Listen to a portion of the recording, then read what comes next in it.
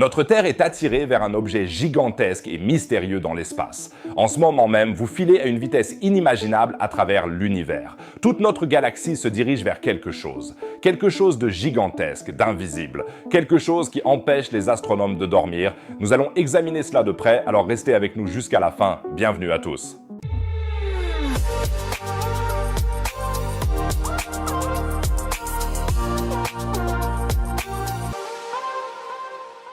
Pendant que vous regardez cette vidéo, nous nous déplaçons à une vitesse folle dans l'espace. Et le plus fou, c'est que vous ne le sentez pas. Notre Voie lactée est attirée par d'énormes forces cosmiques, flotte dans une bulle géante et fait partie de structures si gigantesques que notre cerveau a du mal à les appréhender. Avant de vous dévoiler la réponse, laissez-moi un commentaire avec votre réponse. Quelle est la plus grande structure du cosmos? Qu'en pensez-vous? Mais ne vous inquiétez pas, nous allons bien sûr clarifier cela tout de suite. Et si ces mystères fascinants de l'univers vous passionnent autant que moi, alors abonnez-vous tout de suite. C'est gratuit, vous ne manquerez plus aucune vidéo et vous m'aidez énormément. Ceux qui sont déjà abonnés aident beaucoup la vidéo en mettant un pouce bleu. Essayons d'atteindre les 5000 likes. Merci les amis. Commençons notre voyage cosmique par l'un des plus grands mystères de l'astronomie. Imaginez qu'une force invisible attire non seulement notre galaxie, mais aussi des centaines de milliers d'autres galaxies dans sa direction. Pendant des décennies, les scientifiques ne savaient pas ce qui se cachait là-bas, car cela se trouvait au-delà de la zone dite d'évitement, dissimulé derrière d'épais nuages de poussière et de gaz. Seuls les télescopes modernes ont révélé la vérité. Dans les années 70, les astronomes ont fait une découverte qui les a d'abord complètement déconcertés. Ils étudiaient le rayonnement cosmique fossile. Il s'agit en quelque sorte de la rémanence du Big Bang. Ils ont alors constaté que notre galaxie ne se déplaçait pas seulement en raison de l'expansion normale de l'univers, mais qu'elle était également attirée par quelque chose d'autre. Par quelque chose d'invisible qui, avec une force inimaginable, attire des centaines de milliers de galaxies dans sa direction.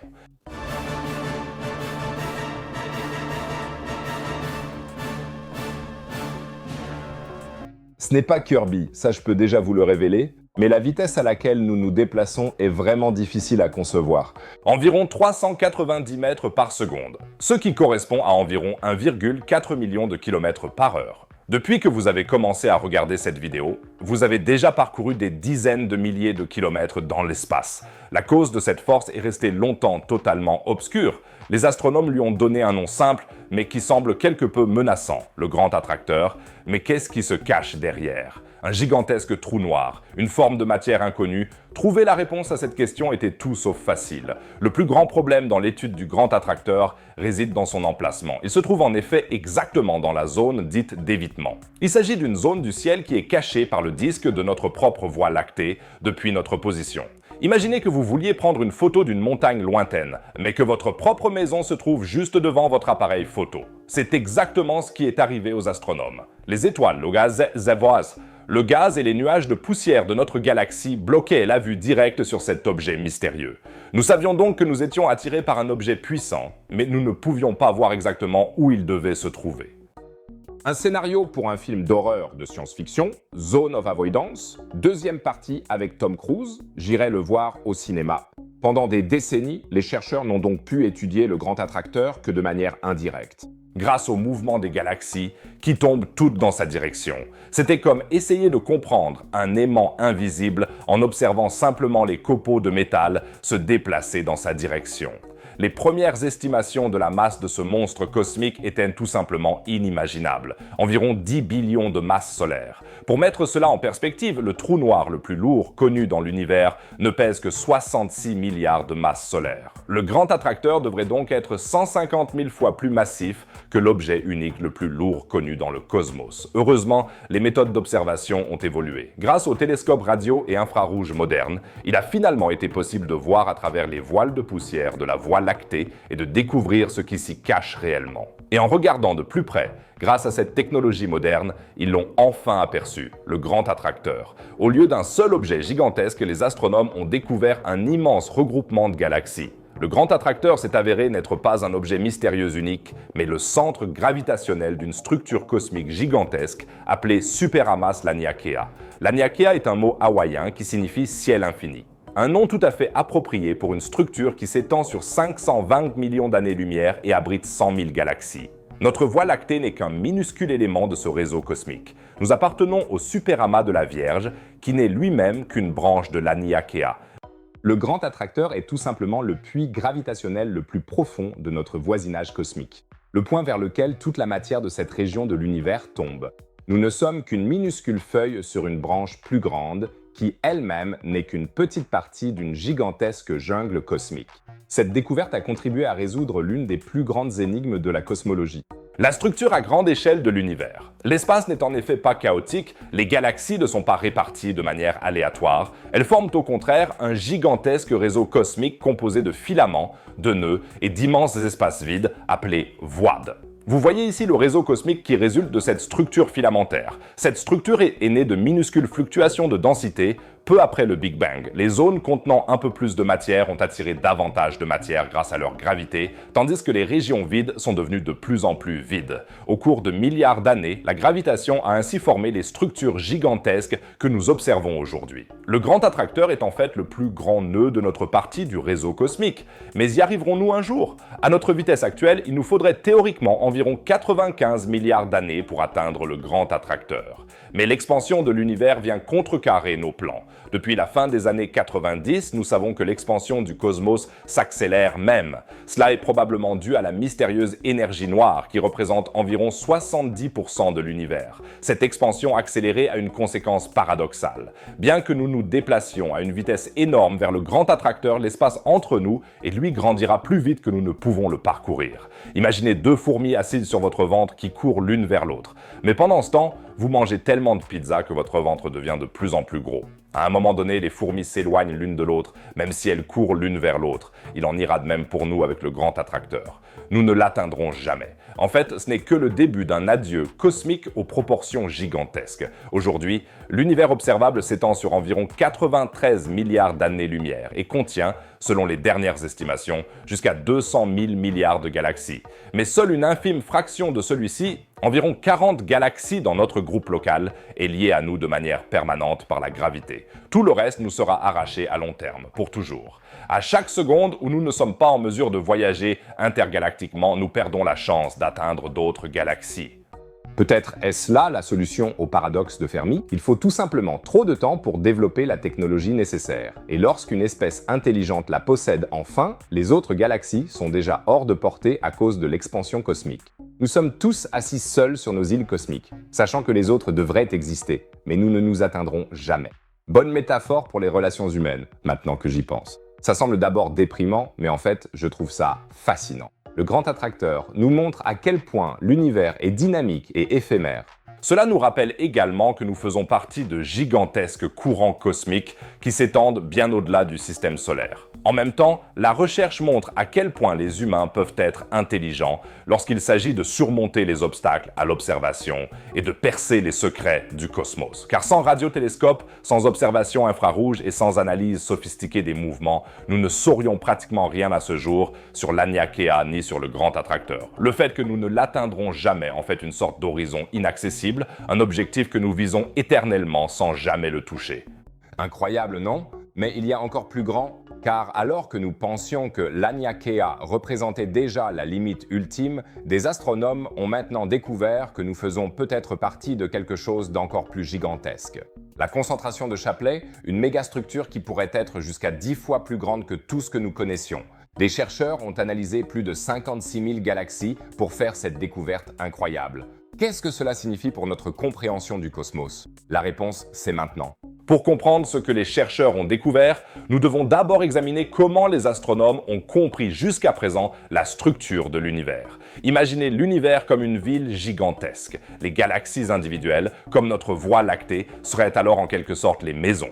Plusieurs galaxies liées entre elles par la gravité forment des amas de galaxies qui sont en quelque sorte les quartiers de notre métropole cosmique. Et de nombreux amas de galaxies forment à leur tour des superamas que l'on peut imaginer comme des quartiers entiers. Comme nous le savons déjà, notre superamas s'appelle l'Aniakea et s'étend sur 500 millions d'années-lumière. Il faudrait donc 500 millions d'années à la vitesse de la lumière pour aller d'un bout à l'autre. Pendant ce temps, la Terre aurait considérablement changé, les continents se seraient déplacés, de nouvelles espèces seraient apparues, puis auraient disparu. Et vous seriez toujours en route. Une nouvelle étude menée par le Dr Walad de l'Institut Leibniz d'astrophysique à Potsdam suggère cependant que même l'Aniakea pourrait n'être qu'une petite partie d'une structure encore plus grande. Les chercheurs appellent cette mégastructure Concentration Shapley du nom de l'astronome Arlo Shapley, qu'il a observé pour la première fois dans les années 1930 sans comprendre exactement ce qu'il voyait. Comment les scientifiques sont-ils parvenus à cette conclusion?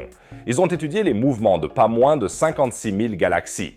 Pour ce faire, ils ont utilisé les données du catalogue Cosmic Flow 4, qui constitue à ce jour la collection la plus complète de distances et de vitesses de galaxies. Grâce à ces données, les chercheurs ont pu mettre en évidence un phénomène fascinant. Ils ont identifié ce qu'on appelle des bassins d'attraction dans l'univers local. Il s'agit d'immenses vallées cosmiques dans lesquelles les galaxies s'écoulent comme des gouttes de pluie, et la gravité les attire vers le point le plus bas. Le Dr Brent Tully de l'Université d'Hawaï, l'un des co-auteurs de l'étude, l'explique ainsi. Notre univers est comme un gigantesque réseau où plusieurs galaxies sont alignées le long de filaments et se rassemblent à des points de jonction où les forces gravitationnelles les attirent les unes vers les autres. Tout comme l'eau s'écoule à l'intérieur des bassins versants, les galaxies se déplacent à l'intérieur de bassins d'attraction cosmiques. Ces lignes indiquent les trajectoires les plus probables suivies par les galaxies. En suivant ces lignes de courant, on peut voir comment elles se rassemblent dans certaines régions. Ce sont alors les centres des bassins d'attraction. Le Dr Walad et son équipe ont utilisé cette méthode pour créer une sorte de carte probabiliste de l'univers local. Pour notre Voie lactée, cela donne le résultat suivant. Avec une probabilité d'environ 58%, nous appartenons au bassin d'attraction Shapley. Dans le même temps, nous sommes attirés à 40% par l'Aniakea. Vous vous demandez peut-être ce que tout cela signifie. D'une part, cela nous montre une fois de plus à quel point notre univers est incroyablement vaste et complexe. Nous pensions avoir déjà trouvé la plus grande structure de notre voisinage cosmique avec l'Aniakea. D'autre part, cette découverte nous aide à mieux comprendre le mouvement des galaxies. En effet, ces gigantesques bassins d'attraction influencent la façon dont les galaxies se déplacent dans l'espace. Le Dr Ehsan Kurchi, également de l'Université d'Hawaï, explique « Cette découverte nous pose un défi. Nos recherches cosmiques ne sont peut-être pas encore assez vastes pour saisir toute l'étendue de ces immenses bassins. Nous regardons toujours à travers des yeux énormes, mais même ces yeux ne sont peut-être pas assez grands pour saisir l'image complète de notre univers. » Et la concentration de Shapley n'est pas le seul immense bassin d'attraction que les chercheurs ont identifié. Et la concentration Shapley n'est pas le seul bassin gravitationnel géant que les chercheurs ont identifié. Ils ont également étudié l'une des plus grandes structures connues à ce jour dans l'univers, la Grande Muraille de Sloan. Cette bande gigantesque de galaxies s'étend sur 1,4 milliard d'années-lumière. À titre de comparaison, cela correspond à environ 3 fois le diamètre de l'Aniakea. L'étude montre que la Grande Muraille de Sloan constitue le plus grand bassin gravitationnel de la région de l'univers étudié, avec un volume d'environ 15,5 millions de mégaparsecs cubes. Un mégaparsec équivaut à environ 3,26 millions d'années-lumière. Ce volume pourrait contenir des milliers de galaxies comme notre Voie lactée. Tout cela soulève bien sûr de nouvelles questions. Comment ces structures gigantesques se sont-elles formées? Quel rôle joue la mystérieuse matière noire dans ce processus? Et existe-t-il peut-être des structures encore plus grandes que nous n'avons pas encore découvertes? L'étude fournit en effet des indications importantes sur la répartition de la matière noire dans l'univers. En effet, cette forme invisible de matière joue un rôle extrêmement important dans la formation et le développement de ces structures cosmiques. Les bassins d'attraction identifiés par les chercheurs sont probablement formés par l'effet gravitationnel de la matière noire. Un autre aspect passionnant de l'étude est l'examen des flux cosmiques, c'est-à-dire les mouvements à grande échelle des galaxies causés par les forces gravitationnelles des grandes structures. Les chercheurs ont pu montrer que notre groupe local de galaxies se déplace à une vitesse d'environ 630 km par seconde en direction de la concentration de Shapley. La nouvelle étude du Dr Walad nous aide à dresser une carte cosmique de plus en plus précise de notre environnement dans l'univers. Et qui sait, peut-être devrons-nous à l'avenir réécrire notre adresse cosmique. Chaque nouvelle découverte comme celle-ci nous rapproche un peu plus de la compréhension de notre foyer cosmique. Alors, maintenant, ça devient vraiment épique, car si l'on zoome encore plus loin, la plus grande structure de toutes se révèle, la toile cosmique. Cet immense réseau de filaments galactiques traverse l'ensemble de l'univers observable, et des chercheurs viennent de faire une découverte révolutionnaire grâce à des données radio. La toile cosmique est secouée par de puissantes ondes de choc et elle est magnétique. Cette découverte change complètement notre compréhension de la façon dont la matière est répartie dans l'univers. Je vais maintenant vous montrer exactement ce qui se passe là-bas. La fin du nuage d'Oort, la limite gravitationnelle de notre système solaire, se trouve à plus d'1 année-lumière de nous. Et ce n'est que notre système solaire, notre foyer cosmique. Selon des estimations récentes, la Voie lactée, notre galaxie, mesure plus de 200 000 années-lumière. Et puis, en plus de la Voie lactée, il existe jusqu'à 1 billion d'autres galaxies. Et l'univers dans son ensemble mesure environ 93 milliards d'années-lumière. Tout cela est inimaginable, je sais, mais cela devient encore plus incroyable. La structure de l'univers dans son ensemble peut être représentée par ce qu'on appelle le réseau cosmique. Vous pouvez le voir ici.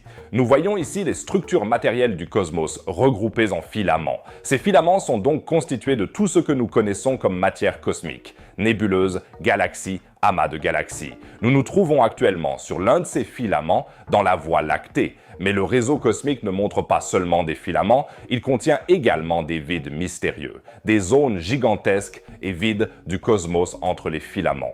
Nous voyons donc que la matière n'est pas répartie de manière complètement uniforme dans l'univers. Outre les immenses régions surdensifiées des amas de galaxies, il existe également de vastes zones cosmiques dans lesquelles il n'y a en principe rien.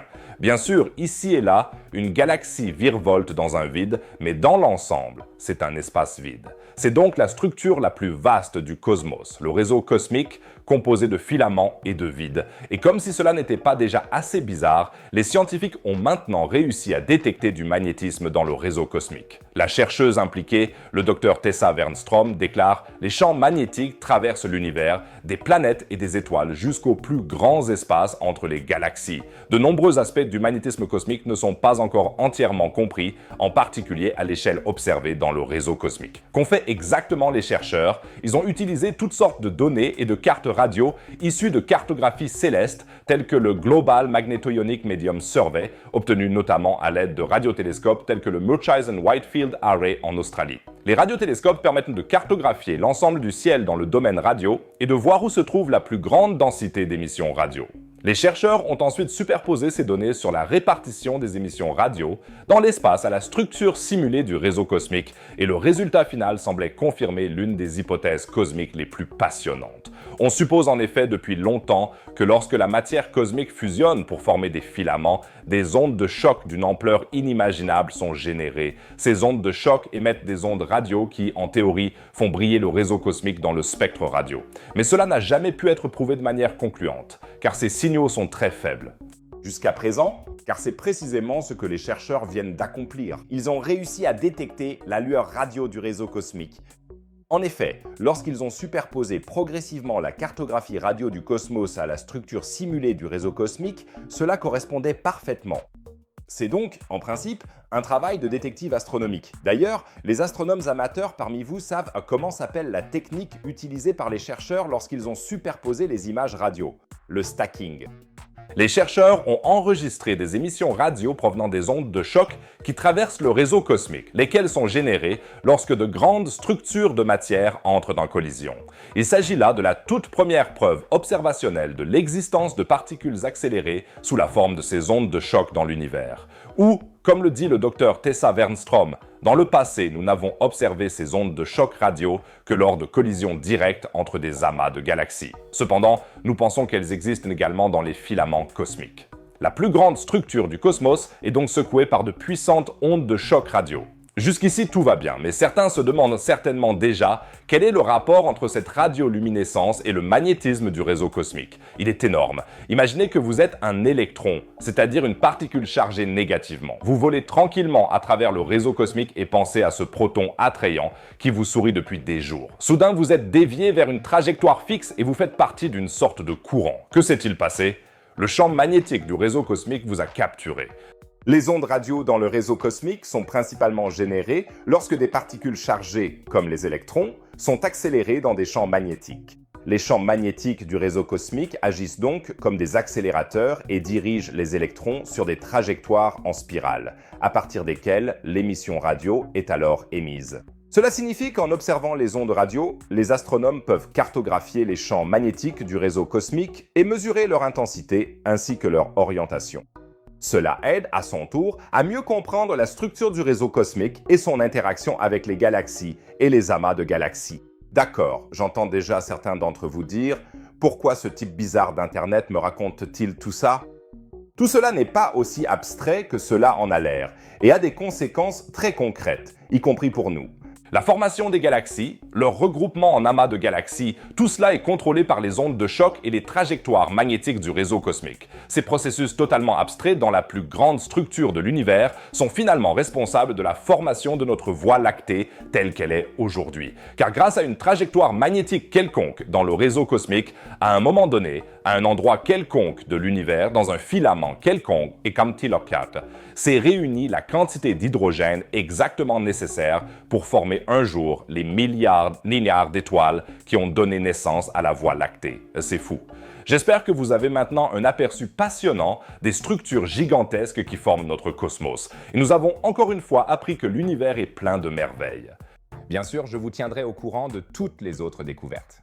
Alors, si ce n'est pas déjà fait, appuyez vite sur le bouton d'abonnement pour qu'on atteigne les 400 000 abonnés sur la chaîne. Et maintenant, quittons les mégastructures cosmiques et voyageons jusqu'aux confins de notre propre système solaire. Voyager ont fait une découverte incroyable, un gigantesque mur de feu qui entoure notre système solaire.